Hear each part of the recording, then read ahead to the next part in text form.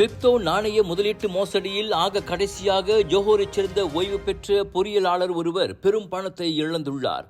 63 வயது அவ்வாடவர் கடந்த ஜூலையிலிருந்து பறிகொடுத்த பணம் 9.5 மில்லியன் ரிங்கிட் என ஜோஹர் போலீஸ் தலைவர் டத்து எம் குமார் தெரிவித்தார்.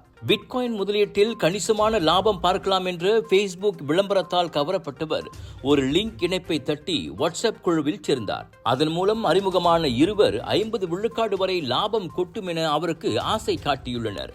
அதை நம்பி தம்மை பதிந்து கொண்ட அவ்வாடவர் அக்டோபர் டிசம்பர் காலகட்டத்தில் 11 வங்கிக் கணக்குகளில் 29 தடவையாக பணத்தை போட்டுள்ளார். முதலீட்டுக்கான லாபமாக 88 மில்லியன் ரிங்கிட் கிடைத்திருப்பதாக செயலி காட்டியதால் ஆனந்தம் அடைந்தவருக்கு அடுத்துதான் அதிர்ச்சி காத்திருந்தது. 8 லட்சம் ரிங்கிட்டை கட்டினால் மட்டுமே லாபத் தொகையை மீட்க முடியும் என அவரிடம் தெரிவிக்கப்பட்டது. முடியாது என மறுத்து ஆரம்பத்தில் தன்னை அம்முதலீட்டில் இணைத்துவிட்ட இருவரை தொடர்பு கொண்டால் அவர்களோ அழைப்பை எடுக்கவில்லை.